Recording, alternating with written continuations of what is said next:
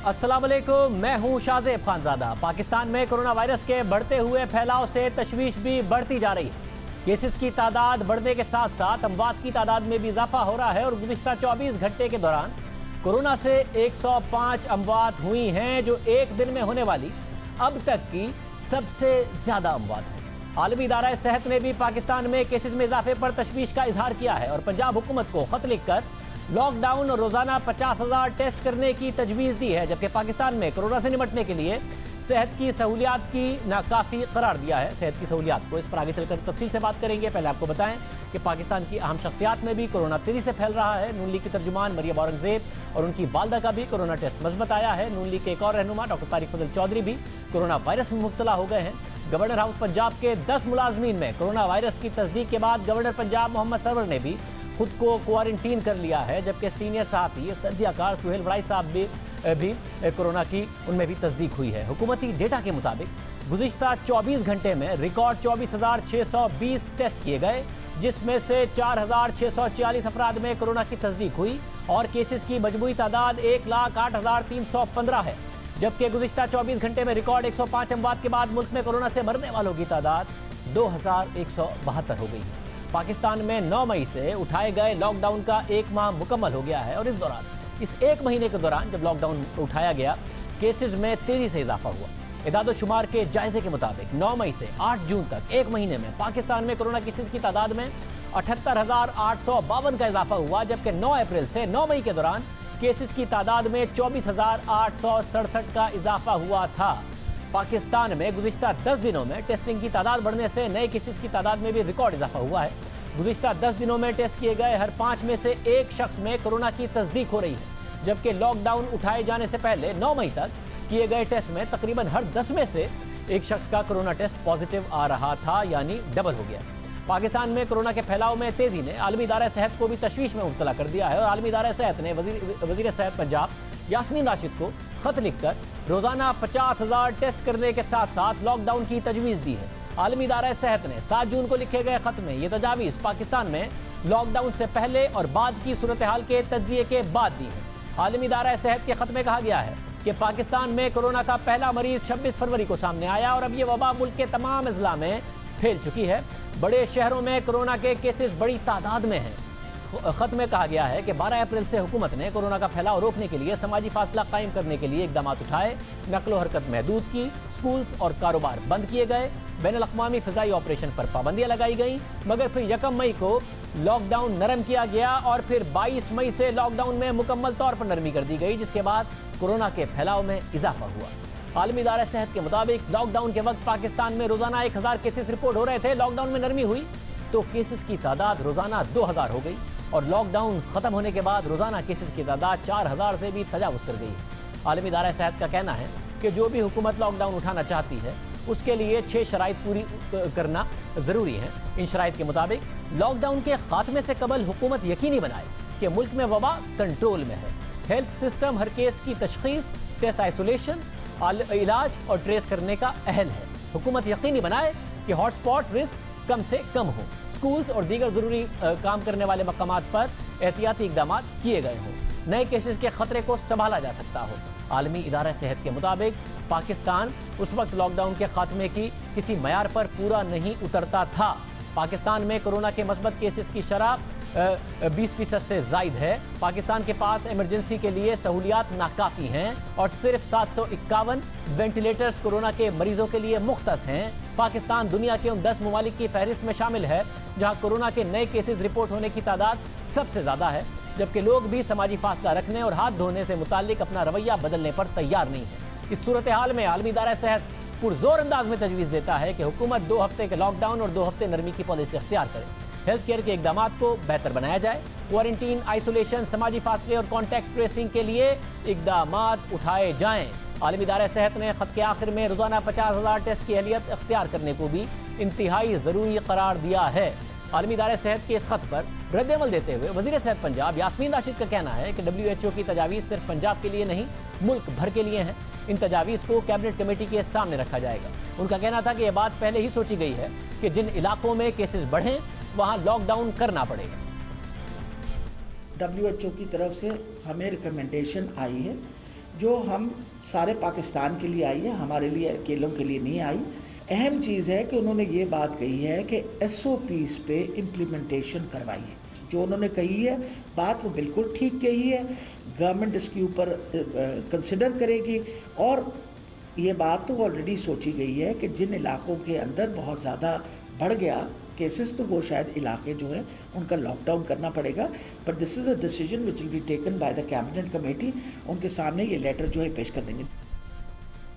अब आम बात यह है कि आलमी इदारा सेहत ने न सिर्फ लॉकडाउन लगाने की तजवीज़ दी है बल्कि ये भी वाज़ेह किया है कि पाकिस्तान लॉकडाउन उठाने की किसी भी शर्त पर पूरा नहीं उतरता। मगर पाकिस्तान में लॉकडाउन को 1 महीने पहले ही उठा लिया गया और उसके नतीजे में अब रोज़ाना सामने आने वाले केसेस की तादाद 5000 पर पहुंच गई है। अमवात की तादाद बढ़ रही है, 100 से पहली दफ़ा तजावुज़ कर गई। 24 घंटे में 105 अमवात रिपोर्ट हुई, जबकि अभी पाकिस्तान में कोरोना वायरस अपनी इंतहा को नहीं पहुँचा है। और गुज़िश्ता रोज़ खुद वज़ीर आज़म ने कहा है कि जुलाई के आखिर या अगस्त में इस वायरस का पीक आएगा। जबकि जिन मुमालिक में लॉकडाउन पर सख्ती से अमल किया गया वहाँ लाखों अफराद की जिंदगियां बच गईं। इस हवाले से इंपीरियल कॉलेज ऑफ लंदन की रिपोर्ट के मुताबिक यूरोप में मार्च से लगाए गए लॉकडाउन की वजह से तकरीबन 30 लाख अमवात को रोका गया है। इंपीरियल कॉलेज ऑफ लंदन के रिसर्चर्स ने मई के आगाज तक यूरोप के 11 मुमालिक पर पड़ने वाले लॉकडाउन के असरात का जायजा लिया, जिनमें Austria, Belgium, Denmark, France, Germany, Italy, Norway, Spain, Sweden, Switzerland और बरतानिया शामिल हैं। रिपोर्ट के मुताबिक इन मुमालिक में मई के आगाज तक 1,30,000 अफराद कोरोना से हलाक हुए, जबकि अंदाजा लगाया गया है कि अगर इन मुमालिक में कारोबार बंद ना किए जाते और लोगों को घरों में रहने की हिदायत ना की जाती तो 4 मई तक कोरोना से अमवात की तादाद 32 लाख होती। माहिरीन के अंदाजे के मुताबिक लॉकडाउन ना होता तो बरतानिया में 4,70,000 अमवात हो जाती, फ्रांस में 6,90,000 अफराद हलाक हो जाते, इटली में कोरोना से मरने वालों की तादाद 6,30,000 होती। मगर लॉकडाउन की पाबंदियों की वजह से तकरीबन 30 लाख से ज़ायद जिंदगियां बच गई। लेकिन साथ ही माहिरीन ने खबरदार किया है कि हम बदस्तूर इस आलमी वबा के आगाज पर हैं और कोरोना वायरस ने लोगों की महदूद तादाद को मुतासिर किया है। कोरोना वायरस ने अमेरिका और यूरोपीय ममालिक के सबसे ज़्यादा इनको मुतासिर किया, मगर इस रिपोर्ट के मुताबिक लॉकडाउन की वजह से लोगों को घरों में महदूद करके 30 लाख अफराद की जिंदगियों को बचा लिया गया। ये रिपोर्ट उन ममालिक के लिए अहम है जो लॉकडाउन को इस वक्त उठा रहे हैं, उठाने पर गौर कर रहे हैं। पाकिस्तान लॉकडाउन उठा चुका है। अब पंजाब को वर्ल्ड हेल्थ ऑर्गेनाइजेशन की तरफ से बाकायदा तौर पर ख़त आया है और यास्मीन राशिद साहिबा कह रही पूरे पाकिस्तान के लिए है। सिंध इस हवाले से अब क्या सोच रहा है? वज़ीर आला सिंध के मुशीर मुर्ज़ाबाब हमारे साथ मौजूद हैं। मुर्ज़ाबाब साहब बहुत शुक्रिया। मुर्ज़ाबाब साहब, ज़ाहिर ये पूरे पाकिस्तान के हालात ऐसे ही हैं, सिर्फ पंजाब के हवाले से ये ख़त है या सिंध भी को भी एड्रेस किया गया है? सिंध को भी ख़त मौसूल हुआ, नहीं भी हुआ तो आप समझते हैं हालात यही हैं सिंध के भी? बिस्मिल्लाहिर्रहमानिर्रहीम। शादिब साहब, सिचुएशन पूरे पाकिस्तान भर में इतनी अलार्मिंग है और जो बात WHO कर रहा है वो सिंध हुकूमत कई अरसे से कर रही है। पाकिस्तान पीपल्स पार्टी की क़यादत काफ़ी अरसे से कर रही है कि हमारी प्रायोरिटी जो है वो सेहत होनी चाहिए थी, हमारी प्रायोरिटी जो है मईशत नहीं होनी चाहिए थी। हमें अपनी आवाम को तहफ़्फ़ुज़ फराहम करने के लिए इस वबा से लॉकडाउन को मज़ीद मौसर बनाने की ज़रूरत थी और ऑन रिकॉर्ड वज़ीर आला सिंध ने भी और हमने बार बार मीडिया पर आके भी ये बात कही है कि हम अपने खदशात का इज़हार बार बार वज़ीर आज़म के सामने और NCOC में रखा था लॉकडाउन के हवाले से। अच्छा, मगर अब ये जो बात है, क्योंकि बिलावल भुट्टो ज़रदारी की तरफ से ट्वीट भी किया गया कि WHO के लेटर के हवाले से कि उन्होंने बड़े वैलिड कंसर्न्स उठाए हैं, तो सिंध हुकूमत भी इन कंसर्न्स के हवाले से अब सोचेगी, क्योंकि वो तो वाज़ेह तौर पर कह रहे हैं कि पाकिस्तान लॉकडाउन उठाने की किसी शर्त पर पूरा नहीं उतरता। आप लोग कहते ज़रूर रहे हैं कि जी हमारा एतराज़ है, हम चाहते हैं लॉकडाउन कंटिन्यू करें, मगर साथ में उठाते भी रहे हैं। तो अब इस हवाले से आप क्या सोच रहे हैं? क्या आप रखेंगे हुकूमत के आगे? अब आप समझते हैं अब जो चल रहा है अब इसको कंट्रोल नहीं किया जा सकता, अब तो ये ऐसे ही फैलेगा, पीक जाके अगस्त में आएगा जैसा कि वज़ीर आज़म कह रहे हैं? नहीं शादिब, थोड़ा सा बड़े एहतराम के साथ मैं इख्तलाफ करना चाहूँगा। देखिए, हमारी स्टेटेड पोजीशन बड़ी वाज़ेह थी, लेकिन अनफॉर्चुनेटली सुप्रीम कोर्ट का फैसला भी बड़ा वाज़ेह था कि हमें वफाक के फैसलों को फॉलो करना है। अनफॉर्चुनेटली इसकी वजह से हमने फेडरल गवर्नमेंट के फैसलों को फॉलो किया, अदरवाइज तो हम उनके फैसलों को रेजिस्ट कर रहे थे। और अब जो भी आइंदा आने वाला इजलास होगा उसके अंदर एक बार फिर सिंध गवर्नमेंट इस पॉइंट ऑफ व्यू को फेडरल गवर्नमेंट के सामने लेके जाएगी कि आपका हेल्थ केयर का सिस्टम जो है इस लोड ऑफ पेशेंट्स को बर्दाश्त करने का मुतहम्मिल नहीं हो सकता। खुदा का वास्ता है, अब WHO पाकिस्तान पीपल्स पार्टी को रिप्रेजेंट नहीं कर रहा, WHO जो है सिंध गवर्नमेंट को रिप्रेजेंट नहीं कर रहा।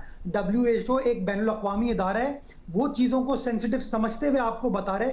खुदारा उसकी बात सुन ले अगर आपने हमारी बात नहीं सुनी।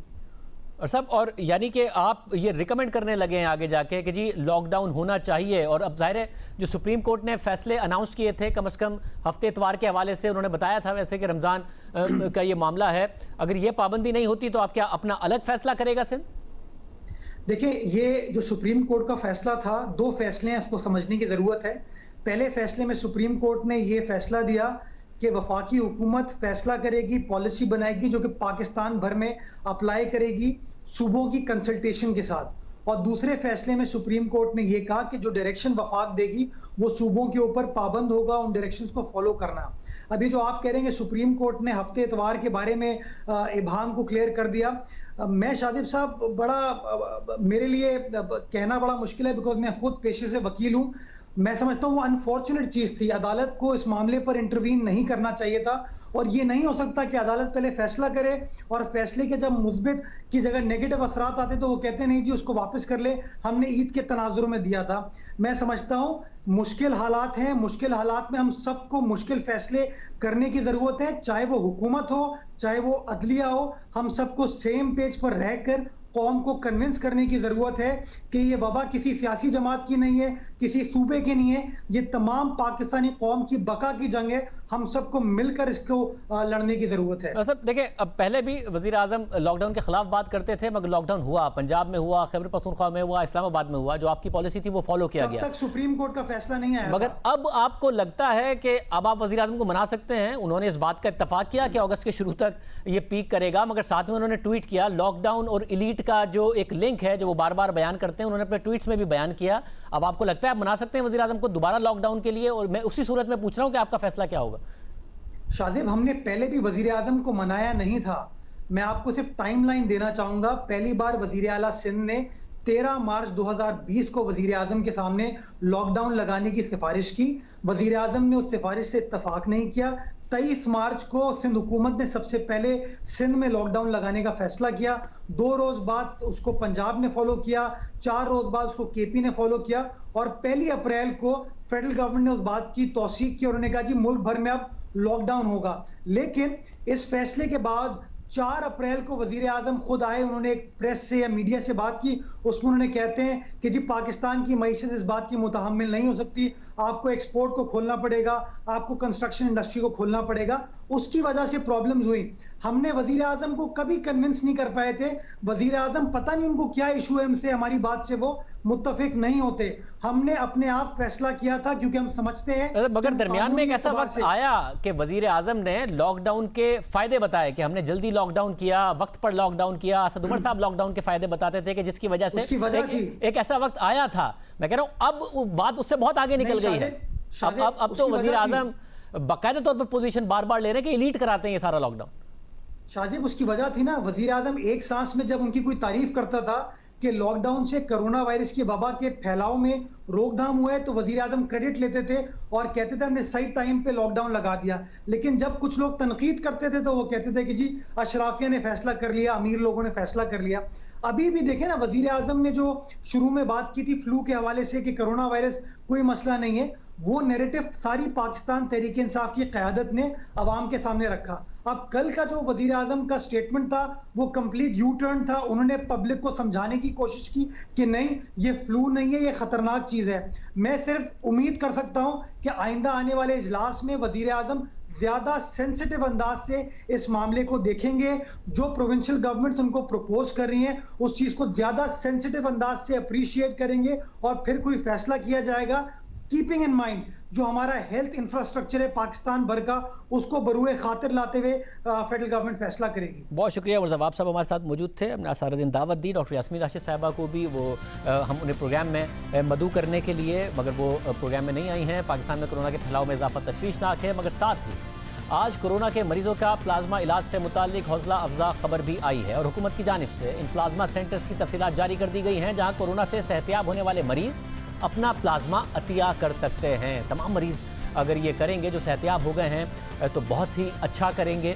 वज़ीर आज़म के मुआविन ख़ुसूसी बराए सेहत डॉक्टर ज़फ़र मिर्ज़ा ने ट्वीट की है जिसमें उनका कहना है कि हुकूमत ने कुछ अर्सा कबल प्लाज्मा थेरेपी के क्लिनिकल ट्रायल की इजाज़त दी थी। माहिरीन के मुताबिक प्लाज्मा थेरेपी हौसला अफजा नताइज दे रही है और कोरोना से सेहतियाब मरीज अपना प्लाज्मा मुल्क भर के 9 अस्पतालों में दे सकते हैं, जिनमें Pakistan institute of medical sciences Islamabad, Rawalpindi medical university, Hayatabad medical complex Peshawar, Khwaja Safdar medical college अस्पताल Sialkot, university of health sciences Lahore, Pakistan kidney and liver institute Lahore, regional blood centre Sukkur, peoples university of medical and health sciences Nawabshah और कराची में national institute of blood disease and bone marrow शामिल हैं। यहाँ पर जाकर आप अपना प्लाज्मा दे सकते हैं। अब दिलचस्प बात यह है कि जो प्लाज्मा थेरेपी का मामला है, ये डॉक्टर ताहिर शमसी ने हमारे प्रोग्राम में उठाया। उन्होंने कहा कि हमारे पास 200 अफराद की फैसिलिटी है, हम इसको बढ़ा सकते हैं, लोगों को वेंटिलेटर पर जाने से बचा सकते हैं। वेंटिलेटर हमारे पास बहुत कम है, इसलिए बहुत बेहतर होगा। और उस वक्त बहुत कम पाकिस्तान में लोग मुतासिर हुए थे।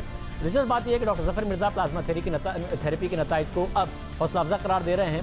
27 मार्च को जब पाकिस्तान में कोरोना वायरस फैलना शुरू हुआ, मरीजों की तादाद बहुत कम थी। ताहिर शमसी हमारे प्रोग्राम में ये बात उठा रहे थे, तो हमारे प्रोग्राम में कोरोना के इलाज के लिए इस तरीके को बहुत पेचीदा अमल करार दे रहे थे डॉक्टर जफर मिर्ज़ा, और कह रहे थे कि इस तरीके इलाज की साइंस इतनी आसान नहीं जितनी समझी जाती है। सर, जो पैसिव इम्यूनाइजेशन है, डॉक्टर ताहिर शमसी से हमारी बात हो रही थी, उन्होंने कहा कि 2 सूबों ने बाकायदा तौर पर दिलचस्पी दिखाई है, बलूचिस्तान भी सोच रहा है, मगर उन्होंने कहा कि तेज़ी से वफाकी हुकूमत को करना पड़ेगा कि इक्विपमेंट आए तो वो 4 से 5 हज़ार लोगों को ट्रीट इस हवाले से कर सकते हैं। अभी कैपेसिटी उनके पास मुश्किल से 200 लोगों की है, तो वफाकी हुकूमत क्या सोच रही है इस हवाले से? इसकी जो साइंस है वो इतनी सहल नहीं जितनी कि इट साउंड्स।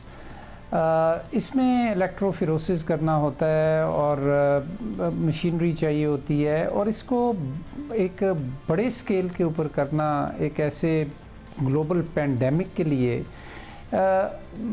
वो स्केल इससे अचीव नहीं किया जा सकता। अगर हम देखना चाहें कि ये एक नेशनल लेवल के ऊपर ये एक बहुत कोई तीर बहदफ नुस्खा हमारे हाथ में आ जाएगा और इससे सब कुछ ठीक हो जाएगा, तो ये सही अप्रोच नहीं होगी इसके लिए।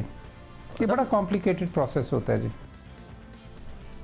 बहरहाल अब इस तरीका इलाज की हौसला अफजाई नताइज निकल रहे हैं। खुशाइंद बात है कि इस तरीका इलाज की बरसों पुरानी तकनीक के मुताबिक वायरस से सेहतियाब होने वाले शख्स का प्लाज्मा वायरस से मुतासिर होने वाले शख्स में लगा दिया जाता है, जिससे उसकी क़ुव्वत मुदाफ़ियत बढ़ जाती है और वो वायरस का मुकाबला कर सकता है, वेंटिलेटर पर जाने से बच सकता है। इसलिए जिन लोगों को वायरस हुआ था, कोरोना वायरस से जो मुब्तला हुए थे और सेहतियाब हो गए हैं, उनसे दरख्वास्त की जाती है कि वो अपना प्लाज्मा डोनेट करें ताकि दूसरों की जान बचाई जा सके। पाकिस्तान में वेंटिलेटर्स की तादाद कम है। साथ ही बिलावल भुट्टो ज़रदारी ने जैसे कहा है कि वर्ल्ड हेल्थ ऑर्गेनाइजेशन का जो सिंध गवर्नमेंट को ख़त है वो एक वैलिड कंसर्न्स उठाता है, सही खदशात उठाता है। पहले सिंध के लेवल पर हम इस पर बात करेंगे, उसके बाद नेशनल लेवल पर भी इस मामले को उठाया जाएगा। और उनका कहना है कि बदकिस्मती से अभी तक नेशनल अप्रोच इस हवाले से नहीं अपनाई गई है। वर्ल्ड हेल्थ ऑर्गेनाइजेशन भी पाकिस्तान का जो कोरोना का फैलाव है उसके हवाले से सवालात उठा रहा है। देखते हैं कि हुकूमत इस पर क्या फैसले करती है। चीनी का मामला, चीनी पर सब्सिडी का मामला, यूटिलिटी स्टोर्स पर महंगे दामों चीनी खरीदने का मामला हम अपने प्रोग्राम में उठाते रहे हैं। आज सियासी जमातों ने भी उठाया। MD यूटिलिटी स्टोर्स हमारे साथ मौजूद होंगे, बात करेंगे।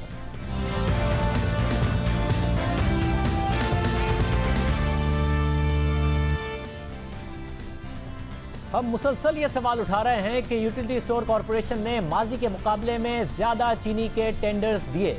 4 माह में 6,25,000 टन चीनी की खरीदारी के टेंडर्स इशू किए गए। सिर्फ अप्रैल के महीने में 3,60,000 टन चीनी के टेंडर्स जारी किए गए। और chairman utility store corporation Zulqarnain Ali Khan के मुताबिक चीनी 80 से 82 रुपये फ़ी किलो में भी खरीदी गई, यानी महंगी खरीदी गई, फिर 68 रुपये की बेची गई, अरबों रुपये की सब्सिडी दी गई। 4 माह में 6,25,000 टन चीनी की खरीदारी के टेंडर्स किए गए, जो कि वेबसाइट पर मौजूद है। उसमें से कितना खरीदा गया, किससे खरीदा गया, ये वेबसाइट पर मौजूद नहीं है।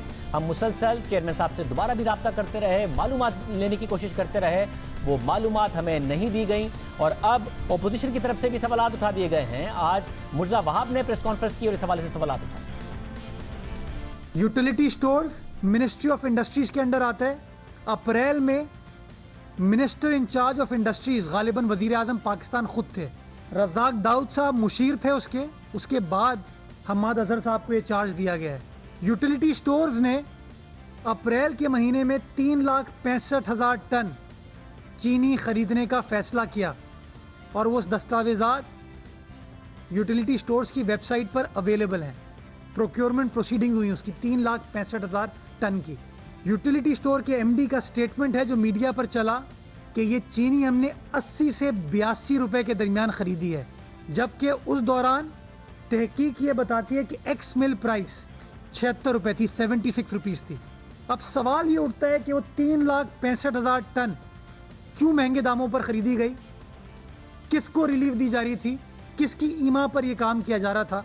ये सवाल पूछने पर सारी पाकिस्तानी कौम हक बजाने पे। नून लीग की तरफ से भी आज सवालात उठाए गए। आज आजम तारड़ ने, अज़मा बुखारी ने प्रेस कॉन्फ्रेंस की और ये सवाल उठाए।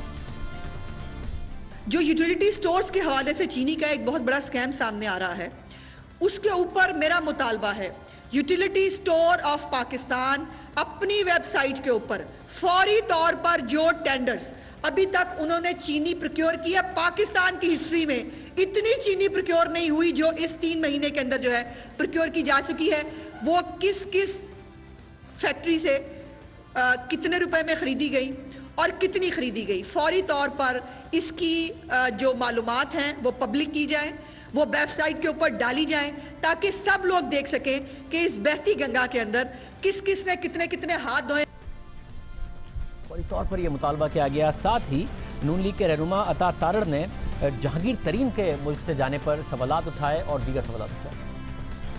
हम मुतालबा ये रखना चाहते हैं कि जहांगीर खान तरीन साहब जब एक चार्टर्ड और एक प्राइवेट जहाज पर पाकिस्तान से लंदन रवाना हुए तो जिस वीवीआईपी लाउंज से उनको रुखसत किया गया, एफआईए और सिविल एविएशन अथॉरिटी की तरफ से जो सलामी पेश की गई और वीवीआईपी सी ऑफ किया गया उनको, उसकी फुटेज मंजर आम पर लाई जाए। उसकी फुटेज इसलिए मंजर आम पर लाई जाए कि किस तरीके से 100 अरब का डाका मारने वाले शख्स को शहाना प्रोटोकॉल देके तो बैरून मुल्क जाने की इजाजत दी गई और रात के अंधेरे में उनको रुखसत करने का मकसद क्या था। क्या वजीर आजम पाकिस्तान इमरान अहमद न्याजी साहब इतने बेखबर हैं कि उनको जहांगीर खान तरीन साहब के बाहर जाने का बिल्कुल इल्म नहीं हुआ? वो फुटेज मंजर आम पर लाई जाए, वो चैनल्स पे चलाई जाए और वो लोगों को दिखाया जाए कि एक डाकू जब फरार होता है तो उसको किस तरह का प्रोटोकॉल दिया जाता है। मुसलसल सवालात उठाए जा रहे हैं, मुसलसल हुकूमत पर दबाव बढ़ाया जा रहा है, तफसीलात मांगी जा रही हैं। हमने हमाद अज़हर साहब को गुज़िश्ता दिनों दावत दी कि यूटिलिटी स्टोर के मामले पर आकर इस हवाले से प्रोग्राम में आएँ। वज़ीर सनत हैं वो, उन्होंने जवाब नहीं दिया। चेयरमैन साहब से मालूमात हासिल करते रहे कि बता तो दीजिए कि जितने टेंडर किए क्या उतनी चीनी उठा ली, क्योंकि अगर उतनी उठा ली उस हिसाब से तो 9 अरब रुपए तक की सब्सिडी आपने आवाम की जो है वो जेब में, शुगर मिल मालिकान की जेब में डाल दी। उन्होंने कोई जवाब नहीं दिया। फिर हमने एमडी साहब से, managing director utility store corporation से आज रब्ता किया। जब अपोजिशन की तरफ से भी प्रेस कॉन्फ्रेंस की गई तो उन्होंने हमारे प्रोग्राम में आने की रजामंदी जाहिर की। उमर लोधी साहब हमारे साथ मौजूद हैं। उमर लोधी साहब बहुत शुक्रिया हमें शो में ज्वाइन करने के लिए। सब बैक टू बैक आपकी वेबसाइट पर टेंडर्स हैं जिससे मार्केट में बहुत ज़्यादा मैसेजिंग गई कि यूटिलिटी स्टोर बहुत ज़्यादा चीनी खरीदना चाहता है। पहली मार्केट में मैसेजिंग थी कि पाकिस्तान में एक्सपोर्ट हो रही है। पीपल्स पार्टी, नून लीग भी सवाल उठा रहे हैं। 3,60,000 टन के टेंडर आपने सिर्फ अप्रैल के महीने में किए, 6,25,000 अनप्रेसिडेंटेड। पिछले पूरे साल में 2 लाख टन के टेंडर किए थे। क्या वजह थी इतने ज़्यादा टेंडर आपकी तरफ से किए गए और उसमें से कितनी चीनी आपने उठाई? वेबसाइट के ऊपर हमारी सर 2 टेंडर हैं। एक है एज डेटेड ऑफ 7/4/2020 1,10,000 का जो अप्रूव हुआ, जिसमें से हमने ज़रूरी नहीं कि सर जो अप्रूव हो हम उतनी ही क्वांटिटी उठाए। इट ऑल डिपेंड्स कि हाउ मच हमारी रिक्वायरमेंट है। हम एक अप्रूव ले लेते हैं, टेंडर हम विन कर लेते हैं, जो भी लोएस्ट बिडर होता है उसको हम दे देते हैं और वो उसके फिर जितनी हमारी क्वांटिटी होती है, so that is as per rules. दूसरा टेंडर था हमारा 28/4/2020 को, वो 2 लाख टन का था, वो स्क्रैप टेंडर है। सो देयरफॉर जो अनप्रेसिडेंटेड आपको लग रहा है वो 1,10,000 का था। 1,10,000 में 78,000 हमने उठाया। Remaining balance we still have to lift, वो हमारी रिक्वायरमेंट है। और उसकी वजह ये है कि हमें 15 दिन टेंडर देना पड़ता है। अगर पहली तारीख को टेंडर दूँ तो 15 तारीख तक मुझे वेट करना पड़ता है, फिर अनदर 15 डेज में फिर हम वो लिफ्टिंग, हमें उसको फाइनलाइज करना होता है, फिर उसकी लिफ्टिंग शुरू होती है। तो ये सिक्लिकल चीज़ है, तो हम 2 माह की प्लानिंग के साथ चल के हम अपना टेंडर करते हैं। मतलब अगर टेंडर आप स्क्रैप करे थे, माजी में ऐसा क्यों नहीं हुआ? क्योंकि आपने 12 मार्च 2020 को एक टेंडर इशू किया, उसकी क्लोजिंग डेट से पहले 50,000 टन का, उसकी क्लोजिंग डेट से पहले एक और 1,10,000 टन का कर दिया, उसकी क्लोजिंग डेट वाले दिन एक और 2 लाख मेट्रिक टन का कर दिया, क्योंकि उससे मार्केट से मैसेजिंग गई कि यूटिलिटी स्टोर बहुत ज़्यादा चीनी खरीद रहा है, कहीं कमी ना। ये इतना ज़्यादा टेंडर्स माजी में कभी नहीं इशू किए गए, जब आप स्क्रैप भी कर रहे थे, मतरूबा नहीं मिल रहा था और टेंडर क्यों इतने इशू कर रहे थे? मैं बताता हूँ सर, जी सर, अप्रैल के टेंडर है 4/3/2020 को ये टेंडर हुआ। ये था स्क्रैप हुआ सर टेंडर। अगर आप हमारी वेबसाइट पे जाके देखें 1 लाख टन का ये स्क्रैप हो गया बिकॉज प्राइसेस मैच नहीं कर रही थी। और कुछ किसी ने भी जो हम प्राइस देखते थे, हमारे साथ 2 बैरोमीटर्स होते हैं। एक हम प्राइस इंडेक्सिंग करते हैं जो स्टैटिस्टिक्स आते हैं अखबार में, और दूसरा बिजनेस रिकॉर्ड में जो प्राइस आती है उसके साथ हम उसको मैच करते हैं। तो उससे ये बहुत ज़्यादा ऑफ था, तो वो पहला टेंडर स्क्रैप हो गया। उसके बाद दूसरा टेंडर हमने किया जो अभी आपने कहा 9/3/2020 को, ये था सर 30,000 टन का, ये अप्रूव हुआ। उसके बाद द नेक्स्ट टेंडर दोबारा हमने किया 17 को, बिकॉज 30,000 टन में हमारी रिक्वायरमेंट पूरी नहीं हो रही थी। फिर हमने उस 17/3 को टेंडर किया जो अप्रूव हुआ 75 का था। इसमें से हमने 20,000 टन किया, 75 था, लेकिन एक ही मिल आई जिससे हम सिर्फ 20,000 टन उठा सके, बाकी मिलें इसके लिए क्वालिफाई नहीं की। इसके बाद फिर हमने 24 का एक टेंडर किया जो हमने 30,000 टन का, और ये अप्रूव हुआ। तो ये अब जब आप इसको इंडिविजुअली देखेंगे तो then you will get to know कि इसमें से 2 टेंडर स्क्रैप हुए, 2 अप्रूव है, और उसको फिर हमने यूटिलाइज किया। इट इज़ नॉट कि ये चारों के चारों हुए, तो ये रीज़न बनता है सक्सेसिव चारों टेंडर्स आने का सर। मगर आपने एक रमज़ान से पहले एक 50,000 टन का किया, उसमें से 20,000 टन चीनी ले ली। फिर आपने 1,10,000 का किया, उसमें से आप बता रहे हैं आपने 78,000 टन चीनी उठा ली, यानी कि तकरीबन 1 लाख टन आ गई। पिछले किसी रमज़ान में 20,000 टन से ऊपर नहीं उठाई थी। अगर आपके पास 1 लाख टन आ गई थी तो आपने उसके बाद एक 2 लाख मैट्रिक टन का टेंडर क्यों किया? क्योंकि उसको आपने बाद में स्क्रैप कर दिया, क्योंकि रमज़ान से पहले तो मार्केट में मैसेजिंग ये देनी थी कि भाई बहुत ज़्यादा चीनी है, ताकि जो मैनिपुलेटर्स हैं उनको मौका ना मिले, स्पेकुलेटर्स को मौका ना मिले। जब आपने 2 लाख टन का किया, हालांकि आपके पास चीनी आ गई थी, तो उससे तो उल्टा इन्फ्लेशनरी प्रेशर आपने क्रिएट कर दिया, हालांकि स्टेबलाइजेशन का काम था यूटिलिटी स्टोर का। इसमें हमने जब वो हमारी रिक्वायरमेंट पूरी नहीं थी, बिकॉज हमें अपना बिल्डअप करना था स्टॉक रमज़ान के लिए। रमज़ान में हमारी जो रिक्वायरमेंट जो एंटीसिपेटेड थी वो 75,000 मीट्रिक टन थी, और रमज़ान की हमारी जो सेल हुई है वो 65,000 मीट्रिक टन है। वो हमने जो 10,000 मीट्रिक टन का गैप इसलिए आया हमारी एंटीसिपेशन से कम, वजह हुआ कि क्लोजर हो गए, 4 बजे स्टोर्स बंद होना शुरू हो गए, कहीं जगह 3 बजे बंद होना शुरू हो गए, केपी में 2 दिन छुट्टी होगी, जीबी में 2 दिन बंद कर दी, उसकी वजह से हम 75,000। So we were building up a stock for Ramzan and COVID. हमें पहले रमज़ान का बिल्डअप था, फिर हमें कोविड का बिल्डअप करने की वजह से हमने ये टेंडर सक्सेसिव दिया और हमें ज़्यादा क्वांटिटी उठाने की ज़रूरत पड़ी। मतलब मगर पहले ही प्राइसेस 53 रुपये से 75 रुपये 76 रुपये पर पहुंच गई थी। अगर आपने स्टॉक बिल्ड करना था तो इसलिए करना था ताकि प्राइसेस ज़्यादा ना बढ़ें। मैं फिर ये कहना चाह रहा हूँ, आपने जो मैसेजिंग की उसकी वजह से मार्केट में कीमत जो पहले 75-76 रुपये मार्च अप्रैल में हो गई थी वो 90 रुपये तक चली गई। तो जो मकसद था प्राइस स्टेबिलिटी का, जो कि यूटिलिटी स्टोर के 2 मकसद, तो सस्ती चीनी देना, ऊपर से प्राइस स्टेबिलिटी होना ताकि कीमतें ना बढ़ें, वो तो मकसद ही फौत हो गया। मैं उसमें अर्ज करता हूँ सर, रमज़ान में अगर आप पिछले 3 से 4 साल का भी ट्रेंड उठा के देखें तो प्राइस इसी तरह तकरीबन 16 से 20 रुपए की बढ़ी है। सिर्फ इस मैं नॉट कि आई एम हेयर फॉर 1 साल से, ये नहीं सिर्फ इस साल ये प्राइस बढ़ी है, ये हर साल रमज़ान में ये ट्रेंड होता है, इर्रिस्पेक्टिव ऑफ यूटिलिटी स्टोर और नो यूटिलिटी स्टोर, बिकॉज उसकी होर्डिंग होती है, उसकी अलग वजूहत है, अलग हम उस पर डिस्कशन कर सकते हैं। मगर ये जो शुगर रिपोर्ट है FIA की, वो बताती है 2017 में 57 रुपये 30 पैसे थी रमज़ान से पहले कीमत, और रमज़ान के अंदर कीमत नहीं बढ़ी, वही रही। 2018 में 53 रुपये 70 पैसे नहीं बढ़ी, वही रही। 2019 में तहरीक इंसाफ की हुकूमत आने के बाद सिर्फ 1.5 रुपये का इजाफा हुआ, हालांकि राइजिंग ट्रेंड था, रमज़ान में नहीं बढ़ी। तो पिछले 3 साल में कोई ऐसा रमज़ान में नहीं इजाफा हुआ था। इसी के साथ अगर लिंक इजाज़त दें तो मैं पिछला आटे का बुरहान की आपको, जब वो एक आटे का बुरहान बना था, सही था या गलत था, उस पर कमेंट नहीं मैं करूंगा। हमने 800 पे अपनी प्राइसिंग इंडेक्सिंग रखी कंटिन्यूस फॉर 2 मंथ्स, जिसकी वजह से आटे की प्राइस लामहाल नीचे आई। रमज़ान में आई एग्री विद यू 90 तक भी गई है, लेकिन हमारी उस प्राइस 68 को मेंटेन करने के लिए एक तो ये हुआ कि गरीब आदमी को 68 पे मिली। ये जो लोगों को परसेप्शन है, ये बल्क में हमारे अब चेक्स इतने सख्त हैं कि हमने बल्क से कोई बड़ी चीनी नहीं निकलने दी, इक्का दुक्का इंसिडेंसेस ज़रूर होंगे। वैसे आपके पास 68 रुपए की मिली, ये बात दुरुस्त है, यूटिलिटी स्टोर का काम था, वो यूटिलिटी स्टोर कर रहा था, मगर आपका एक और भी पर्पस है, वो ये कि मार्केट में स्टेबलाइज हो कीमत, वो नहीं हुई, वो 90 रुपए पर चली गई। दूसरा मकसद है कि आप सब्सिडी को अच्छी तरीके से इस्तेमाल करते, आपने बजाय इसके कि एक फैक्ट्री प्राइस पर लेते, हमने पता किया है चॉकलेट, कोल्ड ड्रिंक, बिस्किट बनाने वाली कंपनियां वो 76 रुपए पर ले रहे थे। आपके चेयरमैन हमारे प्रोग्राम में आए जुम्मे के दिनों ने बताया 81 से 82 रुपए पर आपने रमजान से पहले चीनी ली है, आपने महंगी ली, जो सब्सिडी आवाम को देनी थी वो शुगर मिल मालिकान की जेब में चली गई। सर मे बी मैं चेयरमैन साहब के उस पे कमेंट पे शायद अगर आप हमारी देखें, हमारी एंड दैट्स ऑन रिकॉर्ड, और मेरे पास स्टैंडर्ड डॉक्यूमेंट्स भी है, प्राइसिंग सब कुछ मौजूद है, I can give it to you as well.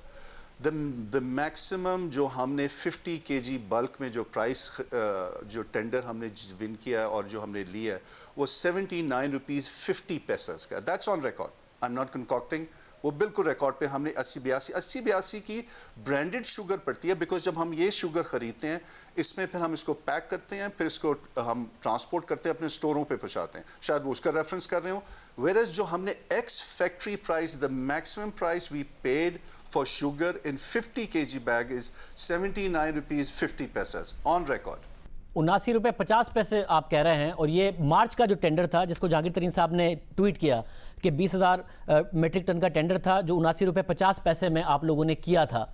अब उसमें मसला यह है कि अगर मार्च टेंडर की कीमत भी देखें तो अब अगेन जो शुगर कमीशन की रिपोर्ट है वो बता रही है कि फरवरी में और मार्च में भी वही प्राइसेस रही थी कि एक्स फैक्ट्री प्राइस थी, एक्स मिल प्राइस थी 71 रुपये 56 पैसे और मार्केट प्राइस थी 79 रुपये 86 पैसे।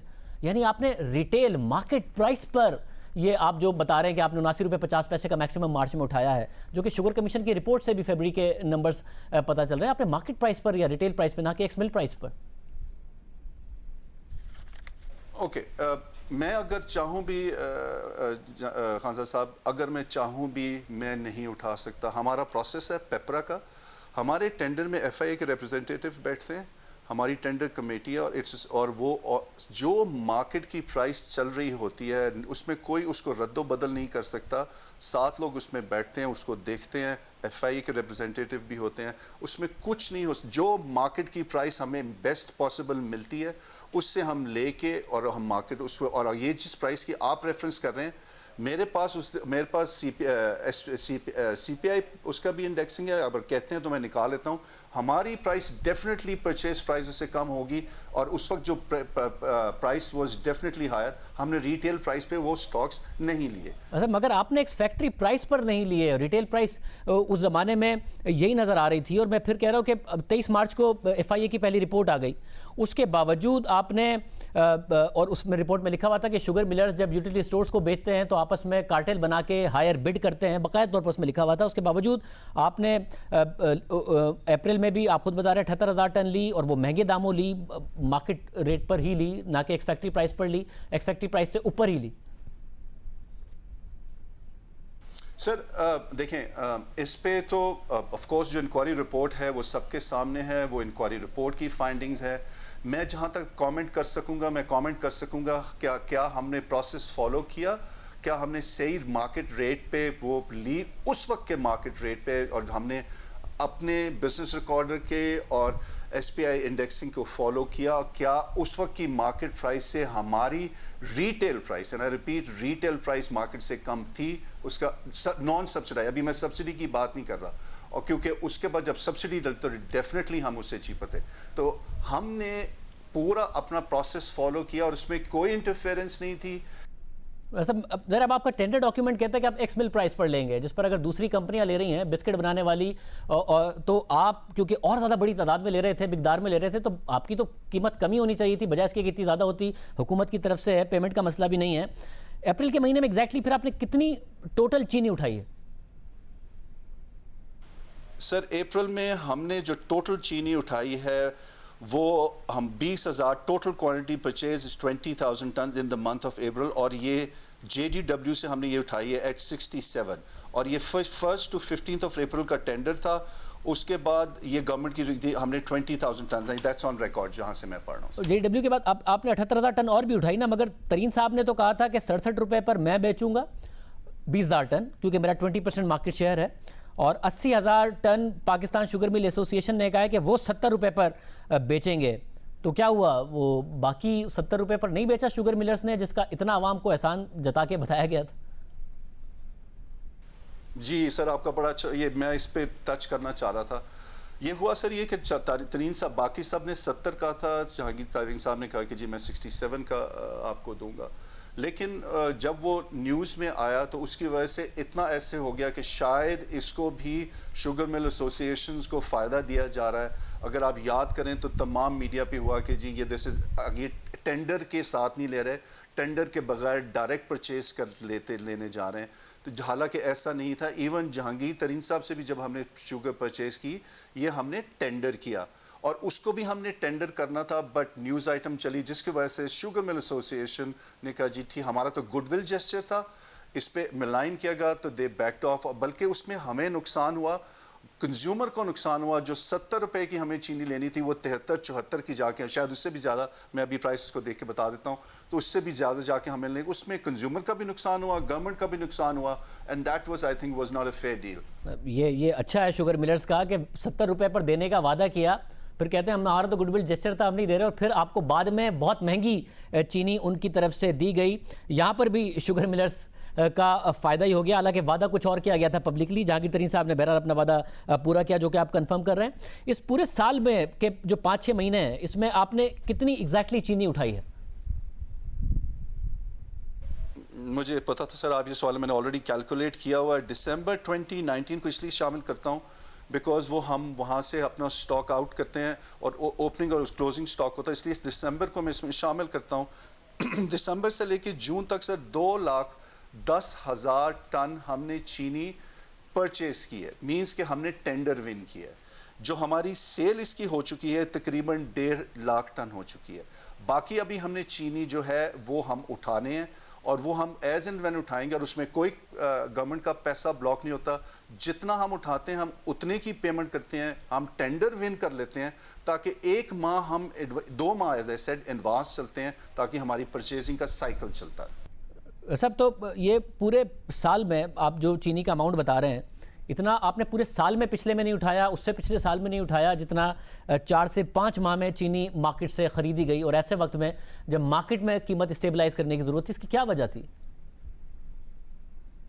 मेन वजह ये हुई कि हमारे पास कोविड और रमज़ान दोनों एक टाइम पे आए, तो हम एज आई सेड 65,000 टन सिर्फ हमने 32 दिन की सेल है, विच इज़ रमज़ान की, जो हमें प्री रमज़ान हम लॉन्च करते हैं। तो इसकी वजह ये हुई कि हमें वो कैप करना। उसके बाद जब रिटेल स्टोर्स बंद हुए, यूटिलिटी स्टोर वाहिद स्टोर था जिसको गवर्नमेंट ने अलाउ किया for ease of people, not to benefit us. वो फॉर ईज ऑफ पीपल उसकी थोड़े working hours, for example Punjab में हम 8 बजे तक खुले रहे, इसी तरह कैपिटल टेरिटरी में भी हम 8 बजे तक खुले रहे। तो हमारे स्टोर्स ज़रा हमें इजाज़त ज़्यादा मिली, but not the full operation. तो उसके लिहाज से हमारी जो क्वांटम, मैं आपको एग्जांपल देता हूँ, रमज़ान में हमारी रिकॉर्ड सेल है 22 अरब की, जो यूटिलिटी स्टोर की हिस्ट्री में इन 32 दिनों में हम सिर्फ 22 अरब की सेल की है, जो आज तक यूटिलिटी स्टोर में नहीं हुई। और उसकी वजह यह है कि why, because COVID, Ramzan, better processes, product availability, pricing बेहतर होने की वजह से हमने रिकॉर्ड सेल 22 अरब की है जी 32 दिनों में। और इस 22 अरब में से चीनी कितनी बेची और बाकी प्रोडक्ट्स कितनी बेची? चीनी सर इसका जो टोटल इस वक्त हमारा बनता है ये 10 अरब की बनती है। मैं आपको, आपका सवाल आपने कल ये भी कहा था कि इस पे सब्सिडी कितनी चाहिए, इस पे टोटल सब्सिडी 1.4 बिलियन दिसंबर से लेके अब तक 1.4 बिलियन, ये अनऑडिटेड नंबर बता रहा है बिकॉज हमारा क्वार्टर का ऑडिट होता भी नेक्स्ट होने वाला है जून के 30th को। तो ये 1.4 बिलियन की सब्सिडी है, 10 की हम कर चुके हैं, बाकी हमने एज एंड व्हेन रिक्वायर्ड होगा हम उठाएंगे। मतलब क्योंकि ज़ाहिर है दूसरी कमोडिटीज़ पाकिस्तानी ज़्यादा कंज्यूम करते हैं, चावल, दालें, गंदम, घी। अब अगर उनकी सारी सेल्स एक तरफ, चीनी की सेल्स एक तरफ, क्योंकि मार्केट अवाम की हुकूमत की जिम्मेदारी थी मार्केट में चीनी स्टेबलाइज करती, वो 90 रुपये पे चली गई, आप लोगों के थ्रू सब्सिडी दी गई। तो 1.4 अरब रुपए अगर सिर्फ चीनी पे चले गए, तो बाकी प्रोडक्ट्स पर, दूसरी कमोडिटीज़ पे कितनी सब्सिडी दी आपने? वो इस वक्त बिकॉज वो हमने शायद कवर नहीं करना था, वो जी इससे थोड़ी सी इसी की लगभग होगी, but that number is not with me. अगर आप कहेंगे तो मैं वो भी आपको दे सकता हूँ। मतलब मगर सवाल है कि इसी के लगभग होगी बाकी सबको मिला के, क्योंकि पाकिस्तानी शुगर सबसे कम कंज्यूम करते हैं। यूटिलिटी स्टोर पर नहीं, हुकूमत पर सवाल उठ रहा है कि उनका काम था कि मार्केट में चीनी की कीमत कम करते हैं, मार्केट में 90 रुपये तक चली गई, यहाँ पर इतनी मैसिव सब्सिडी दे दी। जो अगर मार्केट में चीनी की कीमत कम कर लेते तो आटे पर, चावल पर, सब पर यूनिफॉर्म सब्सिडी दी जा सकती थी, जिसकी वजह से सवाल पैदा हो रहा है कि बाकी कमोडिटी ज़्यादा कंज्यूम करते हैं, सब्सिडी उस पर बराबर है, सबको मिला के चीनी के। यहाँ जो मिनिमम पैक लोग लेके जाते हैं वो 5 किलो का लेके जाते हैं, तो उस लिहाज से चीनी की बाइंग ज़्यादा होती है। फिर लोगों ने पैनिक बाइंग भी की शायद कि चीनी नहीं मिलेगी, तो उसकी वजह से ये जितना हमारा था कंजम्पशन वो चीनी की थोड़ी हुई। और एक और वजह भी ये थी जो आप अगर कहेंगे तो वो सही भी होगा कि कितना क्यों प्राइस डिफरेंस था, 68 वर्सेस 85 to 90 जब हुआ तो ऑफ कोर्स उसकी सेल भी बढ़ी। आटा 800 रुपये पे हमारे पास था, बाकी जगह 810 का, 820 का। दालों में हमारा 15 से 20 रुपये पर केजी का फ़र्क था। इसी तरह बाकी 19 आर्टिकल्स थे, बट वो 19 आर्टिकल्स वो सिर्फ रमज़ान के महीने थे। वैसे तो हमारी जो ये सब्सिडी अमाउंट है ये 8 जनवरी को प्राइम मिनिस्टर ने इसका इनाग्रेशन किया था, और 8 जनवरी से लेके अब तक भी आज भी ये प्राइसिंग चल रही है। रमज़ान में 19 हुई, अब दोबारा वापस 5 आर्टिकल्स पे। ऐसा है कुछ आइडिया कि टोटल कितनी सब्सिडी कंज्यूम कर चुके हैं अभी तक दूसरी कमोडिटीज़ पे? सर मैं अभी एज आई सेड मैं आपको आप कहते हैं तो आपको मैं वैसे भिजवा दूँ था। आई थिंक इसी से ट्यून में तकरीबन 1-1.5 बिलियन की और इसके ऊपर भी जिसमें कमोडिटीज़ शामिल हैं, जिसमें रमज़ान के अंदर, मैं सिर्फ रमज़ान की अभी बात कर रहा हूँ, उससे पहले कोई 500-600 मिलियन उससे पहले जनवरी से लेके अब तक होगा। सो लगभग इफ़ आई रफली से this may not be a correct number, 2.5 billion के या 3 बिलियन के मद्देनज़र होगा from January up till June. वैसे और ज़ाहिर अपोजिशन भी सवाल उठा रही है कि डॉक्यूमेंट्स पब्लिक होने चाहिए, किससे कितने रुपए में कितनी चीनी आपकी तरफ से खरीदी गई। ये वाज़ेह तौर पर नज़र आ रहा है, आप लोगों ने टेंडर्स ज़्यादा किए हैं, मार्केट में चीनी की कीमत बढ़ ही रही है, साथ में आपने माजी के मुकाबले में चीनी ज़्यादा खरीदी है, सब्सिडी भी ज़्यादा दी गई है, दूसरी प्रोडक्ट्स एक तरफ 1.4 अरब रुपये एक तरफ। आप ये डॉक्यूमेंट्स अपलोड करेंगे, इसके अलावा हमें भी भिजवाएंगे ताकि हम भी आवाम के सामने ये रख सकें? जी जी बिल्कुल, मेरे पास अभी भी है, मैं आपके ऑफिस में छोड़ के जा सकता हूँ and you can go through them. मैं आपके ऑफिस में ये डॉक्यूमेंट छोड़ के जगह जरूर देखिएगा। उमर साहब बहुत शुक्रिया हमें शो में ज्वाइन करने के लिए। डॉक्यूमेंट्स को हम ज़रा कोशिश करते हैं गो थ्रू करें, ब्रेक के बाद आपको कुछ उसमें से कम तफसीलात आपके सामने ज़रूर रखते हैं। ब्रेक के बाद